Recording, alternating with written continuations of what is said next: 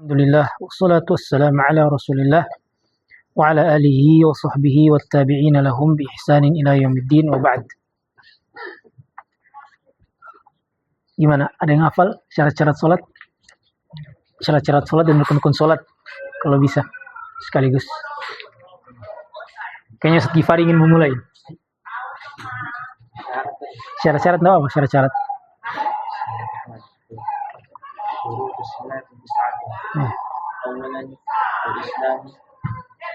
Kalau mau langsung pakai versinya matan gak apa, langsung baca tanpa sebutkan huruf, tanpa sebutkan angka.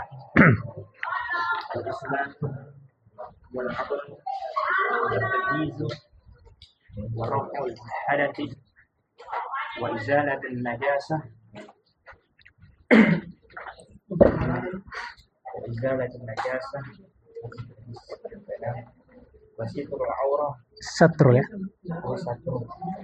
وستر العورة ودخول الوقت واستقبال القبلة والنية. Baik. Yang lain mungkin ada yang mau mencoba? Ya, fadhal, syarat salat.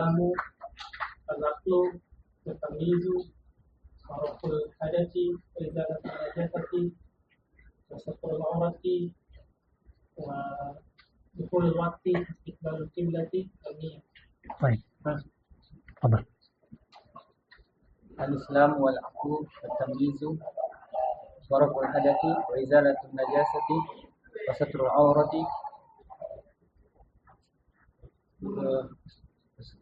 وستر العورة ودخول الوقت واستقبال القبلة والنية. Yang lain?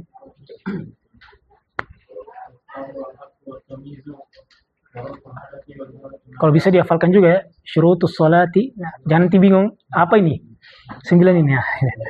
Ya kan? Syarat-syarat nikah nanti. Baik. الإسلام والعقل والتمييز ورفع الحدث وإزالة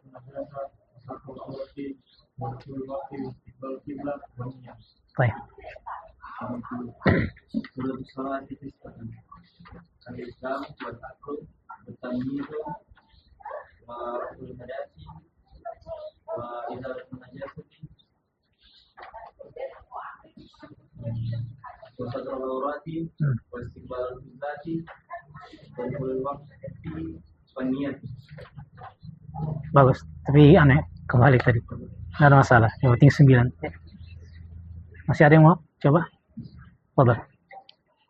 شروط الصلاة 9: الإسلام والعقل والتمييز ورفع الحدث إزالة النجاسة ستر العورة في الوقت استقبال القبلة والنية. Abu Syam. شروط الصلاة 9: الإسلام والعقل التمييز رفع الحدث إزالة النجاسة دخول الوقت ستر العورة دخول الوقت استقبال القبلة النية. Baik. Itu 9 ya. 9 syarat-syarat sholat. Nanti bisa di pertemuan berikutnya kita lanjut ke rukun-rukun sholat ya. Untuk rincian-rinciannya sebenarnya tidak, ya bagus kalau bisa dihafalkan juga bagus. Cuma saya tidak mau terlalu menekankan pada rincian-rinciannya. Kita setidaknya punya garis besar saja ya. Apa rukun-rukun sholat, apa syarat-syarat sholat, dan apa wajib-wajib sholat nantinya. Itu kalau dihafalkan ya sudah sangat bagus lah. Artinya kita memiliki gambaran umum, ini loh syarat-syarat sholat, ini loh rukun-rukun sholat. Nanti ada rukun-rukun sholat 14, ya bisa dipersiapkan ya. Insya Allah di pertemuan berikutnya kita coba untuk menyetorkan. Baik, teman-teman sekalian, sebelumnya saya ucapkan jazakumullah khairan ya atas kehadirannya, dan juga yang baru Pak Arif ini, beliau ini masya Allah ya, punya semangat belajar meskipun basicnya mungkin beliau tidak di sini tapi mau belajar. Antum tahu kerja di mana beliau? Saya tahu. Dari yang tahu ya? Di Polda beliau. Ya. Ini menjadi penyemangat bagi kita juga Pak. Jazakumullah khairan ya. Nih, antum yang dari sana saja mau belajar, Untuk kita yang punya basic ke sana sebagai guru pendidik ya harus lebih semangat ya, untuk belajar lagi. Baik. Ya, kita lanjutkan ya. Kita sudah sampai pada pembahasan rukun sholat.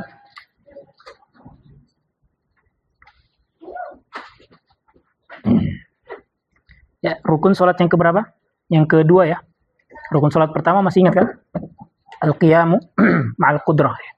Kalau di sebagian buku-buku fikih mazhab Hambali tidak disebutkan ma'al qudrahnya. Al-qiyam saja. Nah, di sini beliau tambahkan al-qiyam ma'al qudrah. Karena memang di dalam hadisnya disebutkan apa?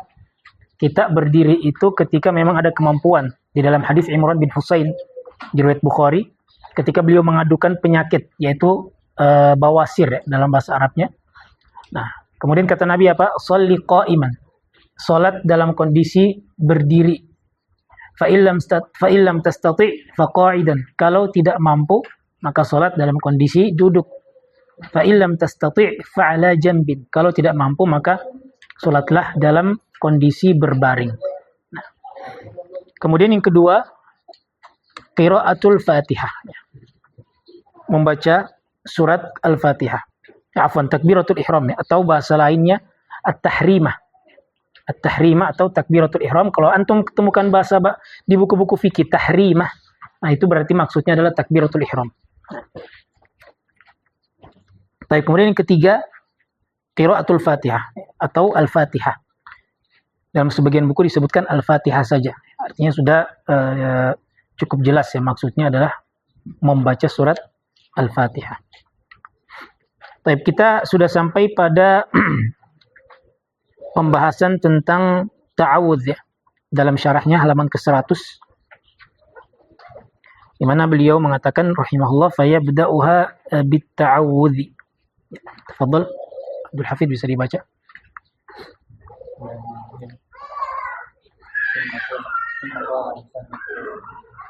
Allah Ta'ala wa yabda'uha bit-ta'awudz wa qabla at-ta'awudz istiftah idza kabbara takbiratul ihram istaftihu biqawlihi subhanaka Allahumma wa bihamdika wa tabaraka ismuka wa ta'ala jadduka wa la ilaha ghairuka. Hadza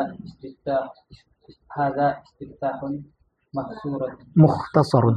mukhtasar wa min sahih ahadits ja'a min iddatin tariqin an Aisyah wa an Abi Sa'id wa an Umar wa an ghairihim wa huwa Akhsaruha wa kullu tauhid wa kulluhu ya. kulluhu khalisun subhanaka Allahumma wa bihamdika wa tabaraka ismuka wa ta'ala jadduka wa la ilaha ghairuka. Hada akhsaruha wa fihi tahatu wa fihi istiftahatu ukhra idza ata biwahidin minha Ajza'ahu. minha Allahumma ba'id baini wa baina khataayaya kama ba'adta baina al-masyriq wal maghrib. Allahumma naqqini min khataayaya kama yunqqa thawbul abyad min ad-danas. Allahumma ighsilni min khataayaya bil-ma'i wal ma'i wal barad. Kana istaftihu bi hadza aidan sallallahu alaihi wasallam fi fardati kama rawahu Syaikhani min hadits Abi Hurairah. Lakin hadza al-istiftah mukhtasar yani yashalu ala ammati wa ghairu ammati. Subhanallahumma wa bihamdika wa tabaraka ismuka wa ta'ala jadduka wa la ilaha illa anta. Baik, cukup. Hasbuk.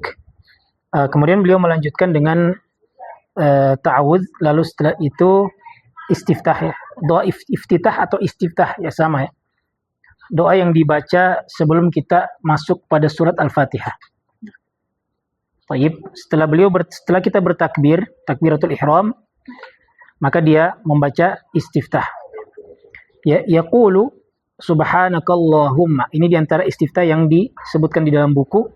Subhanakallahumma wa bihamdika wa tabarakasmuka wa ta'ala jadduka wa la ilaha ghairuka.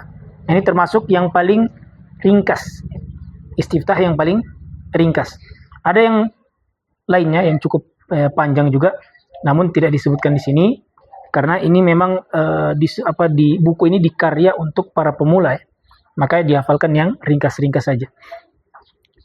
Kata beliau, istiftah ini termasuk istiftah yang paling valid dari Nabi SAW, riwayat Muslim ya. Dari sahabat atau dari istri Nabi Aisyah, dari sahabat Abu Sa'id Al-Khudri, dari sahabat Umar, dan dari yang selainnya. Wa huwa akhsaruha, dan istiftah ini yang paling ringkas. Dan semuanya memuat tauhid. Kulluhu khalis, semuanya adalah keikhlasan, menunjukkan apa makna keikhlasan kepada Allah Subhanahu wa taala. Subhanakallahumma wa bihamdika wa tabarakasmuk wa ta'ala jadduk wa la ilaha ghairuk. Nanti beliau akan tafsirkan ya apa makna dari kalimat tersebut. Hadza akhsaruha wa fihi istiftahatun ukhra, ya, meskipun ada juga doa-doa iftitah atau istiftah yang lainnya, maka ini menjadi poin penting ya. Idza ata biwahidin minha ajza'ahu. Apabila seseorang membaca salah satu dari doa iftitah itu, maka ajza'ahu, sudah cukup baginya. Oleh karena itu, pendapat yang benar bahwa tidak disunnahkan kita menggabungkan doa iftitah yang beraneka ragam itu dalam satu rakaat, satu solat. Dalam satu solat tidak dianjurkan mengumpulkan Allahumma ba'id baini wa baina kunni, setelah itu baca lagi subhanakallahumma bihamdik, itu tidak dianjurkan. Yang dianjurkan apa? Yang dianjurkan kita baca satu dari pilihan opsi iftitah. Nanti di solat yang berikutnya kita baca lagi yang lainnya, tidak ada masalah, bagus. Seperti itu yang disunahkan. Jadi beraneka ragam, namun di solat-solat yang berbeda. Bukan satu solat kemudian kita baca sekaligus 2, 3, 4 iftitah gitu loh. Nah, kemudian beliau juga menyampaikan ada doa iftitah yang lain, Allahumma ba'id, yang semuanya hafal ya insyaallah sampai akhir. Allahumma ghsilni min khotoyaya bisalji wal ma'i wal barad. Nabi SAW juga membuka solat beliau dengan bacaan tersebut di solat fardu, sebagaimana yang diriwayatkan oleh Bukhari Muslim dari sahabat Abu Hurairah radhiyallahu anhu. Tetapi istiftah yang tadi disebutkan di awal itu lebih ringkas, yaitu artinya mudah untuk dihafalkan oleh orang-orang umum yang memang tidak fokus belajar agama. Namun setidaknya mereka memiliki pegangan bacaan doa iftitah yang mudah untuk dihafalkan. Ya, maka saya anjurkan juga sekaligus kepada teman-teman yang bisa menghafalkan ini, subhanakallahumma bihamdik wa tabarakasmuk wa ta'ala jadduk wa la ilaha ghairuk. Bagus, biar kita bervariasi di dalam membaca iftitah di solat-solat kita. Nah, kemudian, di sini beliau mulai menafsirkan apa itu subhanakallahumma. Kata beliau, arti subhanakallahumma yaitu unazzihuka tanzihal la'iqa bi jalalik. Aku mensucikanmu ya Allah dengan pensucian yang layak dengan keagunganmu atau dengan kemuliaanmu. Karena tasbih itu artinya adalah tanzih, ya, mensucikan. Sabbaha kadza yani nazzaha rabbahu. Sabbaha yani nazzaha. Sabbaha itu artinya nazzaha, mensucikan. Sabbaha Allah nazzahahu. Apabila seseorang mensucikan Allah, mensucikan dari apa sih? Ya dari berbagai macam kekurangan, berbagai macam aib, cacat dan yang lainnya. Karena Allah Subhanahu wa taala itu sempurna pada zatnya, pada sifatnya, pada perbuatannya. Maka kita sucikan Allah dari semua itu. Maka oleh karena itu di antara nama Allah apa? Yang menunjukkan makna Dia suci, Al-Quddus. Ya. Al-Quddus itu artinya apa? Zat yang maha suci. Ya. Artinya suci dari berbagai macam kekurangan, berbagai macam aib, cacat dan yang lainnya. Ya, kemudian kata beliau, wa bihamdika ay thana'un 'alaika, sembari memujimu ya Allah dengan ketika kita bertasbih kepada Allah sembari memuji Allah Subhanahu wa taala. Wa tabarakasmuk, al-barakah tunalu bi dzikrik, yaitu keberkahan itu bisa didapatkan dengan menyebut namamu ya Allah. Yani balaghal ismu fil barakatin nihayah. Nama Allah Subhanahu wa taala itu sampai pada puncaknya keberkahan. Fa kullu barakatin tunalu bismillahi jalla wa ala. Maka segala keberkahan itu bisa, salah satu caranya kita mendapatkannya adalah ketika menyebut nama Allah Subhanahu wa taala. Oleh karena itu sebagian ulama fikih seperti dalam kitab Raudhul Murbi, mazhab Hambali juga disebutkan dianjurkan untuk membaca bismillah pada segala urusan yang kita rasa penting. Ya. Maka dianjurkan baca bismillah. Kenapa? Karena diharapkan mendapatkan pertama keberkahan, yang kedua kita juga isti'anah, meminta pertolongan Allah untuk melaksanakan aktivitas penting itu. Nah, bisa dipahami ya. Makanya sampai-sampai ulama sebagian mereka menganjurkan membaca basmalah pada setiap aktivitas-aktivitas penting. Ya. Baik. Kemudian wa ta'ala jadduka, dan jadduka yaitu azamatuka. Tinggi keagunganmu ya Allah, jaddullah azamatuh, yaitu keagungan Allah Subhanahu wa taala. Mengapa agung? Li'annahu lam yalid wa lam yulad. Karena Allah Subhanahu wa taala itu tidak dilahirkan dan tidak melahirkan. Allah Maha Agung. Ta'ala jadduka yakni azamatuk wa kibriya'uk. Tinggi keagunganmu ya Allah dan kebesaranmu. Kibriya itu sebenarnya bisa kita artikan kesombongan, dan memang Allah berhak untuk sombong. Allah berhak untuk merasa besar. Allah berhak untuk merasa agung. Beda dengan manusia. Manusia tidak boleh bersifat atau bersikap sombong. Karena sombong itu adalah milik Allah. Makanya kata Allah dalam hadis qudsi, al-kibriya'u ridai. Kesombongan itu adalah pakaianku. Faman naza'ani fihi qasamtuhu. Siapa yang mencoba untuk meraihnya, mendapatkannya dariku, artinya dia juga bersikap sombong, aku akan hancurkan, akan musnahkan dia. Nah, baik. Kemudian wala ilaha ghairuk, tidak ada sesembahan atau sembahan yang layak pantas untuk disembah selain Allah. La ma'budu bihaqqin, ya, tidak ada sembahan yang berhak untuk diibadahi fil ardi, di bumi, wala fis sama, maupun di langit, siwaka ya rabbana, selain engkau ya Allah. Wal ma'budu bihaq, dialah sembahan yang hak, yang benar. Sebagaimana yang Allah firmankan, dzalika bi annallaha huwal haqq wa annama yad'una min dunihi huwal batil. Demikian itu karena Allah dialah zat yang hak, sembahan yang benar, dan apa yang mereka sembah, mereka seru selain Allah Subhanahu wa taala, semuanya adalah batil. Baik. Maka setelah istiftah ini kata beliau, yata'awwadzu billahi minasyaiton. Dia mulai membaca ta'awudz, yaitu berlindung kepada Allah Subhanahu wa taala dari godaan syaitan. A'udzu billahi minasyaitonir rajim. Qabla an yaqra wa ma'na a'udzu. Apa arti a'udzu? Yaitu aluzu, berlindung, wa altaji'u wa a'tasimu bika ya Allah. Ini hampir sama maknanya, bisa dikatakan sinonim ya. A'tasimu bik, aluzu bik, a'udzu.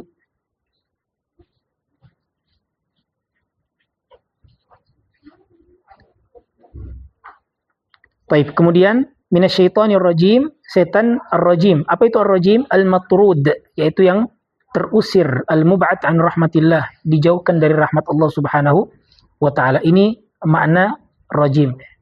Kalau di terjemahan kita apa? Biasanya terkutuk tulisannya. Terkutuk.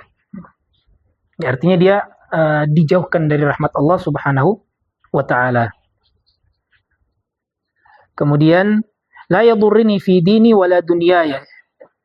Karena setan itu tidak bisa membahayakanku pada urusan agamaku maupun duniaku. Inilah makna dari a'udzu billah. Kemudian summa yaqulu bismillahirrahmanirrahim, yusammillaha bismillahirrahmanirrahim. Menyebutkan nama Allah Subhanahu wa taala di awal bacaan surat Al-Fatihah. Isti'ana billah, meminta pertolongan kepada Allah Subhanahu wa taala. Allah Subhanahu wa taala dialah zat yang memiliki peribadatan yang benar, yang murni untuk disembah, tidak ada selainnya yang berhak untuk disembah. Ala khalqihi ajma'in, yaitu semuanya merupakan kewajiban bagi setiap makhluknya. Wal ba'u fihi lil isti'anah. Ba pada kata billah, bismillah, itu artinya isti'anah, minta pertolongan. Sudah sempat saya singgung di pertemuan sebelumnya bahwa ba itu bisa bermakna isti'anah, bisa bermakna barakah atau litabarruk. Ini dua pendapat yang populer. Sebagian ulama bahasa Arab ada yang mencoba untuk menolak makna isti'anah, karena isti'anah itu menurut mereka seperti alat kita minta bantuan alat. Dan Allah Maha Suci dari maksud atau makna tersebut. Maka mereka katakan litabarruk, untuk makna mencari keberkahan. Baik. Kemudian Ar-Rahman, Ar-Rahim. Nah, ini juga sudah kita terangkan sebelumnya. Ar-Rahman adalah kalau menurut penulis Dzur Rahmatil Wasi'ah, yaitu zat yang memiliki rahmat yang begitu luas. Sedangkan Ar-Rahim itu adalah Dzur Rahmatil Khassah, rahmat yang lebih khusus untuk orang-orang beriman. Sebagaimana dalam firman-Nya, wa kana bil mu'minina rahima. Allah Maha Rahim, pengasih, penyayang kepada orang-orang beriman.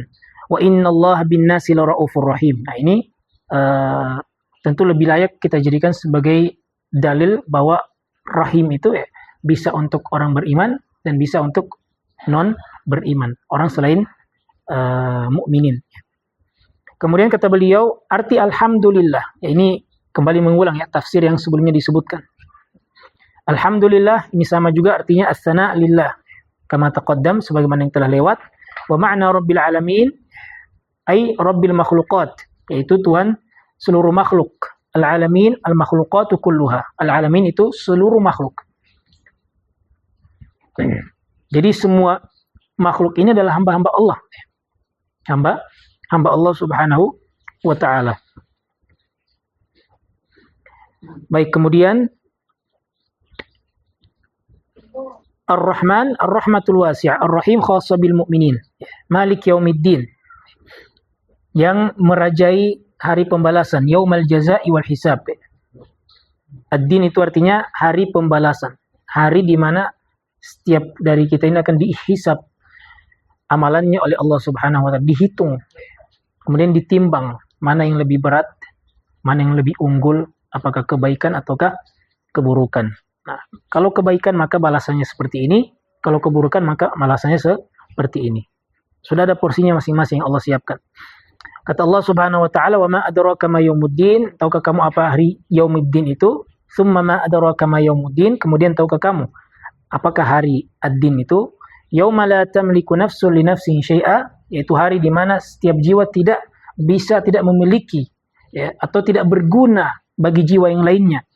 Wal amru yauma idzil lillah, dan seluruh urusan pada hari itu adalah mutlak atau murni milik Allah Subhanahu wa ta'ala. Maka ad-din itu adalah hisab wal jaza. Kemudian beliau menyebutkan hadis yang juga sudah disebutkan sebelumnya, al-kayyisu man dana nafsahu, yakni hasabaha. Orang yang cerdas, yang pintar itu adalah orang yang senantiasa menghisab dirinya, menghisab amalan-amalannya, selalu introspeksi diri. Ya. Itulah orang yang cerdas dalam perspektif hadis Nabi. Wa amila lima ba'dal mauti, kemudian dia senantiasa mempersiapkan dirinya untuk menghadapi kematian, ya kan? Mempersiapkan kehidupan pasca kematian. Jadi kehidupan yang sebenarnya adalah setelah kita mati nantinya. Nah, setelah kita mati dimulailah kehidupan yang sejatinya, yang sebenarnya. Nah, adapun di kehidupan dunia ini kita cuman singgah sebentar saja, kehidupan yang sangat cepat, kehidupan yang fana. Baik, kemudian wal ajizu, orang yang tidak cerdas, orang yang tidak mampu, orang yang lemah adalah orang yang man atba'a nafsahu hawaha, mengikuti hawa nafsunya semata. Wa tamanna 'ala Allahil amani. Di saat yang sama dia banyak berharap kepada Allah Subhanahu wa ta'ala. Kita saja, mohon maaf di kehidupan dunia ini kita malas-malasan kerja. Sudah gitu berharap gaji yang gede. Masuk akal nggak itu? Enggak. Ente mau dapat gaji yang oke, kinerjamu harus ditingkatkan, kan gitu. Kita di dunia seperti itu cara berpikirnya. Di akhirat pun sama, kita bermalas-malasan, sering maksiat, bergelimang dengan hal-hal yang berbau-bau dosa. Nah, sudah begitu kita berharap Firdaus, surga Allah yang tertinggi. Nah, kan nggak elok seperti itu ya. Kalau berharap Firdaus ya kejar dengan amalan begitu loh. Bisa dipahami ya. Itu maksudnya. Jadi orang yang lemah itu orang yang ketika banyak berharap namun tidak memberikan effort ya. Tidak bisa melakukan sesuatu gitu loh. Nah, Ini orang yang lemah. Baik. Kemudian beliau melanjutkan al-kayyisul hazim huwallazi yuhasibu nafsahu. Nah, inilah kayyis ya, orang yang pintar ya, orang yang tegas dengan dalam menyikapi dirinya. Jadi tidak mau dirinya itu terjerumus ke dalam hal-hal yang dimurkai atau menatakan murka Allah Subhanahu wa taala, maka dia terus bermuhasabah diri, mempersiapkan amalannya untuk kehidupan berikutnya. Berbeda dengan orang yang al-ajiz, yang lemah, al-kasul, yang malas. Dia hanya senantiasa mengikuti hawa nafsunya, keinginannya semata, meskipun itu harus mengorbankan agamanya. Namun di samping itu juga dia senantiasa berharap, berangan-angan hal-hal yang indah, yang baik, yang bisa didapatkan dari Allah Subhanahu wa ta'ala. Baik. Wal hadis masyhur fi sanadihi ba'dilin. Ya, beliau juga memberikan satu catatan ya, bahwa hadis ini memang dari sisi sanad ya, memang ada kelemahannya gitu. Ada kelemahannya. Nah, dari sisi sana, tapi maknanya benar itu. Maknanya benar. Baik. Kemudian lanjut, iyyaka na'budu wa iyyaka nasta'in. Baik. Tafadhal Al-Ghifari, bisa dibaca iyyaka na'budu. Iyyaka na'budu wa iyyaka nasta'in. Maknaha iyyaka ya Rabbi na'budu. Akhusuka bil ibadati wa hiya ta'atuhu التي أمر بها من صلاة وصوم وغير ذلك وإياك أي نقصدك وحدك نستعين في أمورنا كلها في الدين والدنيا نستعين بك يا ربنا في كل شيء وهذا يدل على أن العبد يجب عليه أن يخص ربه بالعبادة والاستعانة إياك نعبد يعني وحدك هذا حق يعني وحدك هذا حق هذا واجب العبد أن يخص الله بالعبادة كما قال تعالى فدعوا الله مخلصين له الدين وقال سبحانه يا أيها الناس اعبدوا ربكم. طيب حسبك. Kemudian iyyaka na'budu wa iyyaka nasta'in. Apa maksudnya iyyaka ya Rabb na'bud? Artinya hanya kepadamu ya Allah kami beribadah.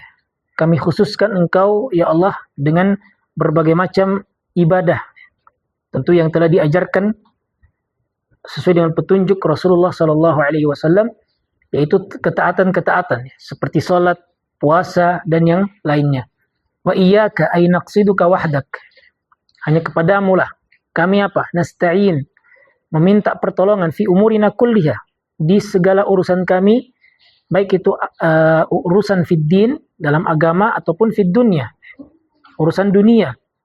Nasta'inu bika ya Rabbana fi kulli syai. Dalam segala urusan ya Allah kami memohon pertolonganmu. Wa hadha yadullu ala anna al-'abda yajibu 'alaihi an yakhussa rabbahu bil ibadati wal isti'anah. Maka ayat ini tentu menjadi satu dalil bahwa seorang hamba itu semestinya dia mengkhususkan, mengistimewakan Rabb-nya dengan ibadah dan juga isti'anah, mohon pertolongan. Iyyaka na'budu yakni wahdaka hadza haqq, yaitu hanya semata-mata untukmu ya Allah. Hadza haqqun, inilah kebenaran, wa hadza wajibul 'abdi. Inilah yang menjadi satu kewajiban bagi seorang hamba, an yakhussallaha bil ibadah, mengkhususkan Allah dengan peribadatannya. Sebagaimana yang Allah firmankan, fad'ullaha mukhlishina lahuddin. Mohonlah kepada Allah, berdoa kepadanya dengan cara mengikhlaskan agama baginya. Wa qala subhanahu ya ayyuhan nasu ubudu rabbakum. Wahai seluruh umat manusia, sembahlah Rabb kalian. Ihdinas siratal mustaqim. Tafadhal. Bagus. Maqala syarif menambah ihdinas siratal mustaqim ayyuhil lana wa atbina wa tsabbitna ala siratal. Al-hidayah itu bermakna ad-dalalatu wal irsyadu wa tathbitu. As-siratal mustaqim wa tariqullahi alladhi qasamahu li ibadihi wa ja'alahu muwassilan ilaihi. وهو دينه القيم الذي بعث به نبيه عليه الصلاة والسلام والمستقيم الذي لا عوج فيه وهو اتباع الكتاب والسنة Baik. Kemudian ihdinas siratal mustaqim, tunjukkan kami jalan yang lurus, sudah sempat ya kita bahas sebelumnya.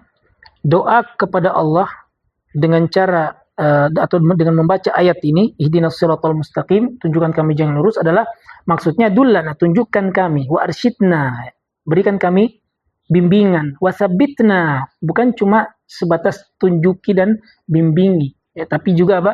Tsabbitna, teguhkan kami. Nah, jadi setiap kita minta doa kepada Allah ihdinas siratal mustaqim, maksudnya adalah ya Allah teguhkanlah kami di atas jalan yang lurus itu. Karena ya, wallahu alam, kita tidak tahu apa atau bagaimana akhir hayat kita. Ya, boleh jadi kita atau sebagian dari kaum muslimin ada yang sehari-harinya sholat rajin 5 waktu, tapi di akhir hayatnya ya, berbalik 180 derajat, keluar dari Islam. Bahkan ada yang sampai menjadi ateis. Bahkan mungkin pernah saya ceritakan ya tentang Abdullah Al-Qasimi. Ini ulama besar di Arab Saudi. Salah satu bukunya yang populer, As-Sira'u Bainal Islami wal Wasaniyah. Pertentangan antara Islam dan paganis. Nah, ini buku diacungi jempol oleh para ulama. Bahkan ya pernah saya dengar buku ini sebagian masyayikh, sebagian ulama di sana bilang Abdul Al-Qasimi sudah menjadikan buku ini sebagai mahar surganya. Subhanallah. Tapi tahukah kita akhir kehidupannya? Perang batin dia. Kemudian apa, dia keluar dari Islam, bahkan menjadi orang ateis. Bukan semata-mata murtad, tapi menjadi ateis yang tidak lagi percaya adanya Tuhan itu. Nah, ini siapa yang tahu seperti itu kan? Nah, maka kita yang tentu ilmunya masih di bawah, masih ada potensi, masih ada kemungkinan. Bagaimana akhir hidup kita, wallahu alam. Kita yang nampaknya Masya Allah tegar di atas petunjuk Nabi, di atas Al-Quran dan hadis Nabi, tapi ya kita nggak tahu bagaimana akhir hayat kita. Makanya itulah diantara faedah penting kita sehari-hari baca ihdinas siratal mustaqim. Bukan tidak ada faedahnya. Itu faedahnya kita minta petunjuk sekaligus dikuatkan di atas petunjuk itu. Baik, kemudian al-hidayah bima'na ad-dilalah. Hidayah itu artinya ad-dilalah, menunjukkan. Dan hidayah itu ada 2 macam ya, yang perlu kita pahami. Hidayah itu taufiq dan hidayah itu al-irsyad awil bayan.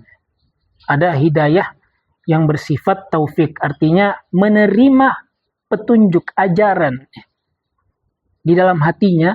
Ini semuanya mutlak milik Allah, murni milik Allah. Allah yang mampu membolak-balikan hati. Tapi ada namanya hidayatul irsyad, yaitu memberikan petunjuk dalam artian dia mengajarkan. Dan ini bisa dilakukan oleh siapa saja. Makanya Nabi disebutkan dalam Al-Quran, beliau memberikan petunjuk kepada jalan yang lurus. Maksudnya apa? Maksudnya memberikan petunjuk, artinya beliau mengajarkan mana jalan yang benar. Kata Allah di akhir-akhir surat Asy-Syura ya, wa innaka latahdi ila siratim mustaqim. Sungguh engkau wahai Muhammad benar-benar memberikan petunjuk kepada jalan yang lurus. Apakah artinya Nabi bisa mengubah hati orang yang kafir kemudian tiba-tiba jadi beriman? Tidak. Paman beliau sendiri, Abu Thalib, meninggal di atas kekufuran kan, agama nenek moyangnya. Nah, makanya kemudian Allah ketika itu turunkan ayat, Nabi mintakan ampun kepada Allah untuk Abu Thalib. Kata Allah, innaka la tahdi man ahbabta. Wahai Muhammad, kau tidak bisa memberikan petunjuk kepada siapa saja yang kau cintai. Petunjuk apa maksudnya ini? Hidayah itu taufik, artinya menerima agama itu mutlak milik Allah itu. Hati di tangan Allah. Kan dalam hadis qudsi, dalam hadis Nabi SAW, dia menyebutkan inna qulubal ibad baina isba'aini min asabi'ir rahman. Hati-hati para hamba itu berada di antara 2 jemari Allah Subhanahu wa taala. Yuqallibuha kaifa sya'. Allah bolak-balikan sebagaimana Allah kehendaki. Nah, maka masalah hati, persoalan hati ini milik Allah. Tapi masing-masing dari kita bisa mengajarkan orang lain, memberikan petunjuk dalam artian ya mengajarkan mereka, memberikan pencerahan dan yang semisalnya. Baik. Ya, kemudian siratul mustaqim, jalan yang lurus, yaitu jalan yang telah di rasamahu tariqullah alladzi rasamahu liibadi, yang telah Allah gariskan untuk hamba-hambanya dan Allah jadikan jalan itu bisa sampai kepadanya, yaitu agamanya yang lurus, yang diutus dengan agama itu Rasulullah SAW, Nabi terakhir. Nah, al-mustaqim yaitu lurus ya, la iwaja fihi, tidak ada bengkoknya. wa huwa ittiba'ul kitabi was sunnah, yaitu mengikuti Alkitab, Al-Qur'an dan sunnah Nabi sallallahu alaihi wasallam. Alladzina an'amta alaihim, tafadhal Abu Hisham.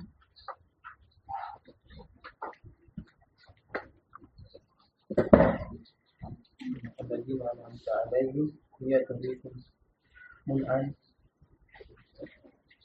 عليهم وهم الرسول وأتباعهم أهل العلم والعمل، يعني صار مستقيما وطريقهم طريق منعم عليهم، وهم أهل العلم والعمل الذي قال فيهم سبحانه ومن يطع الله ورسوله فأولئك مع الذين أنعم الله عليهم من النبيين والصديقين والشهداء والصالحين وحسن أولئك رفيقا.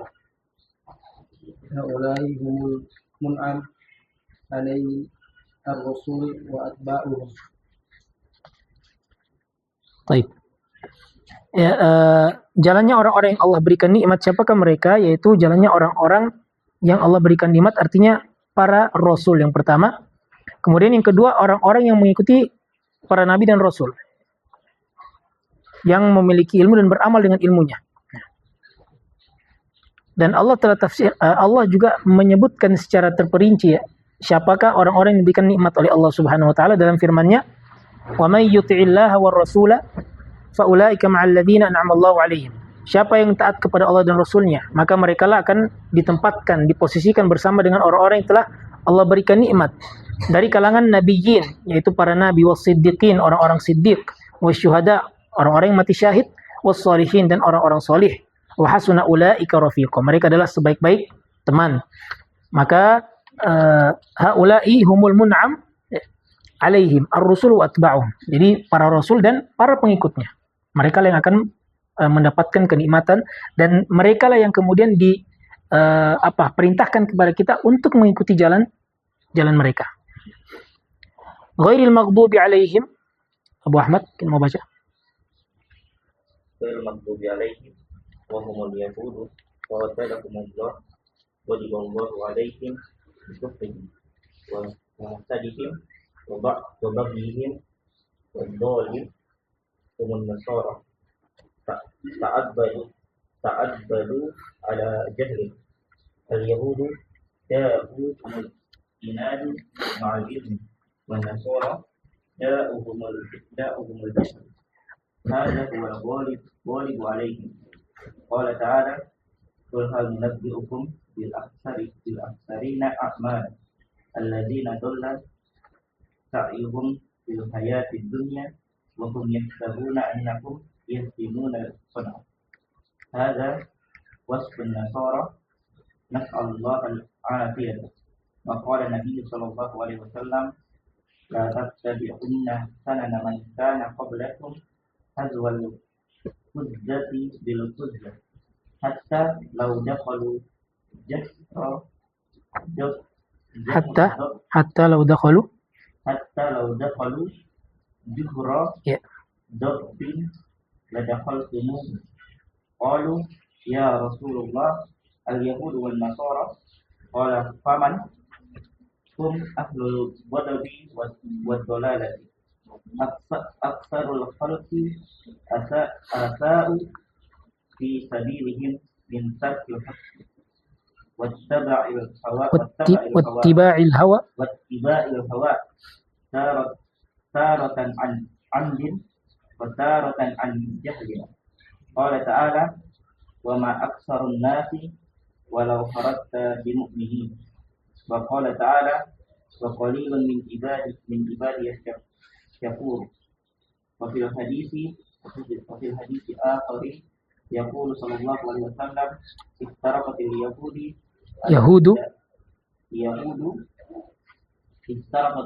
yahudu ala 71 firqatan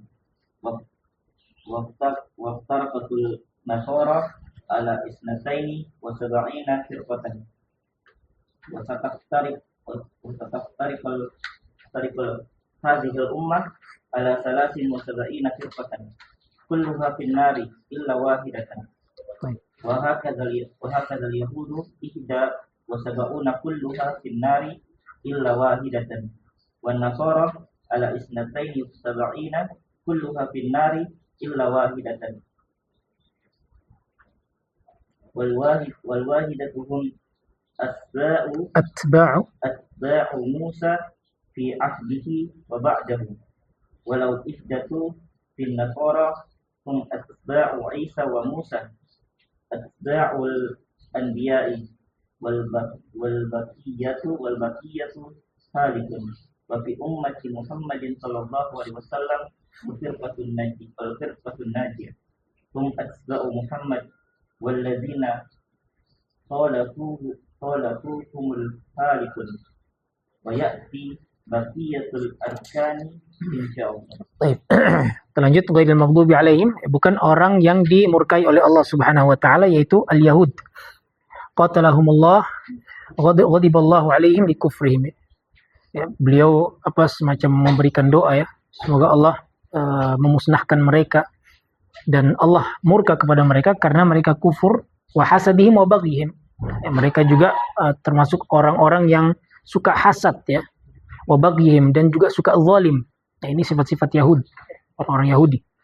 Wad-dhalina humun nasara, orang-orang yang sesat itu adalah kaum Nasara. Ta'abbadu ala jahlin.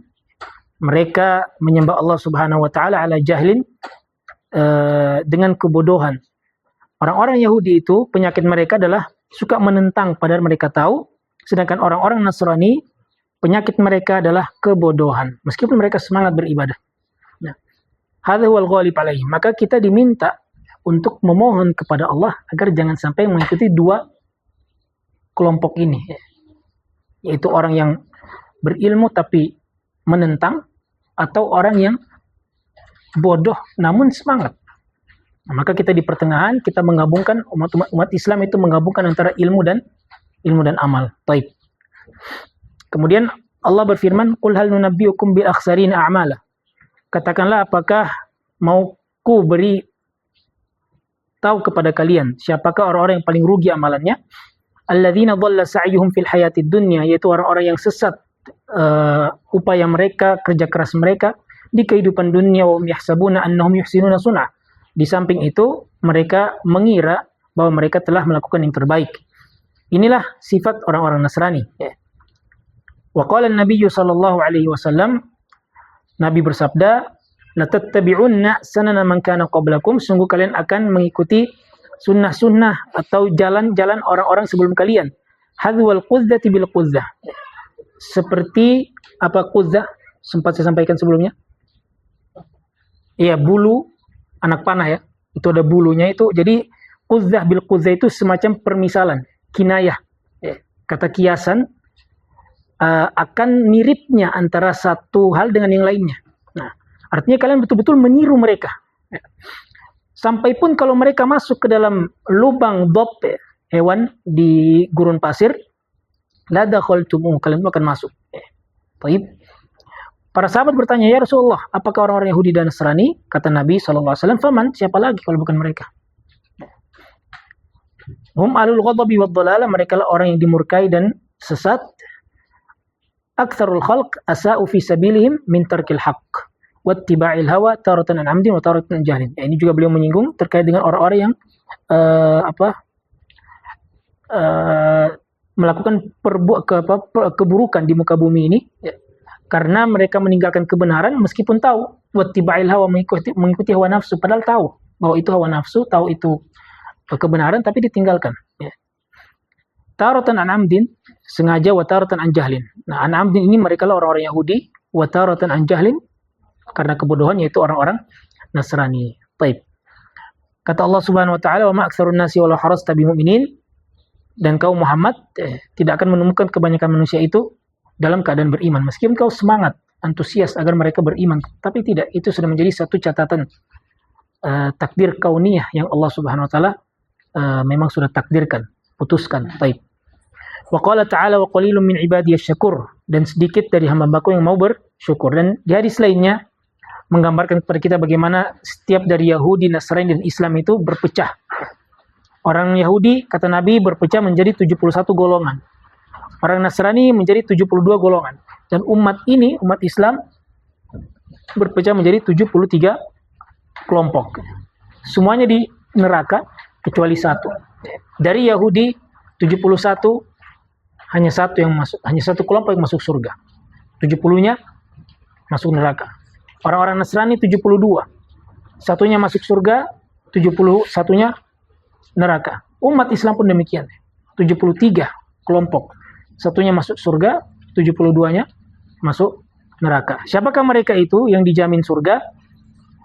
Beliau menjelaskan bahwa orang-orang yang masuk surga dari kalangan Yahudi adalah atba'u Musa, orang-orang yang mengikuti Nabi Musa alaihissalam ketika itu. Ya.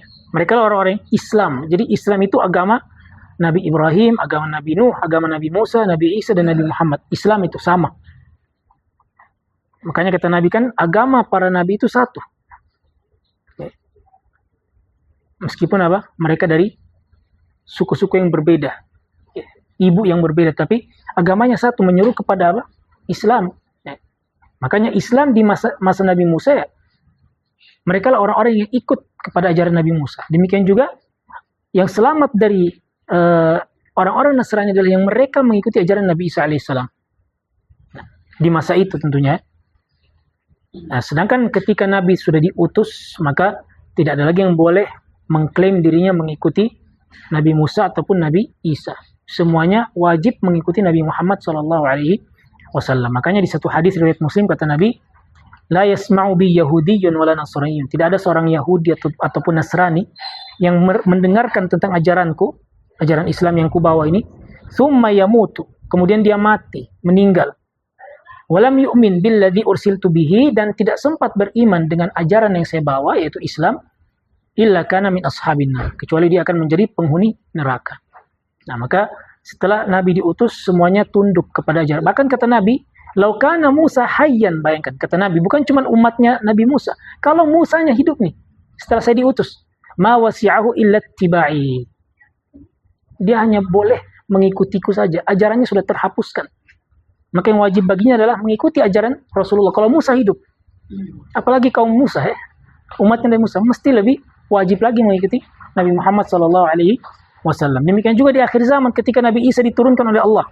Karena yang kita maklumi bahwa Nabi Isa belum meninggal. Ya. Kata Allah, barrafa'ahu Allahu ilaihi. Allah angkat Nabi Isa alaihissalam. Ya. Ketika ada orang-orang yang ingin melakukan keburukan kepada beliau, ya, bersekongkol untuk membunuh Nabi Isa. Maka Allah serupakan sebagian dari orang itu serupa dengan wajah Nabi Isa, kemudian dialah yang disalib. Nabi Isa diangkat oleh Allah Subhanahu wa Ta'ala. Nanti di akhir zaman Allah turunkan Nabi Isa. Ya.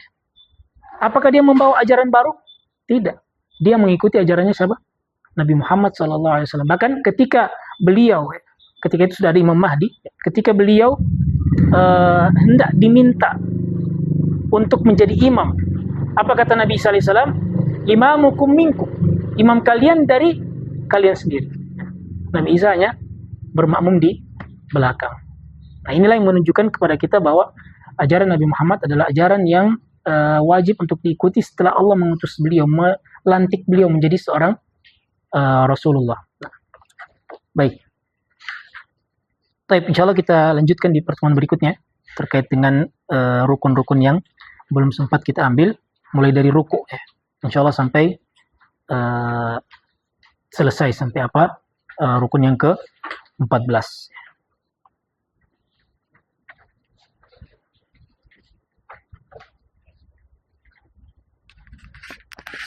Baik, saya kira mungkin cukup sekian, insya Allah puas kalian. Bisa kita hafalkan kembali. Yang belum hafal bisa menghafal kembali. Yang sudah hafal bisa pindah ke rukun-rukun sholatnya. Jadi rukun-rukun sholatnya dihafalkan, ada 14 rukun sholat, sehingga bisa betul-betul beribadah di atas ilmu dan petunjuk. Subhanakallahumma wa bihamdika, asyhadu an la ilaha illa anta, astaghfiruka wa atubu ilaik.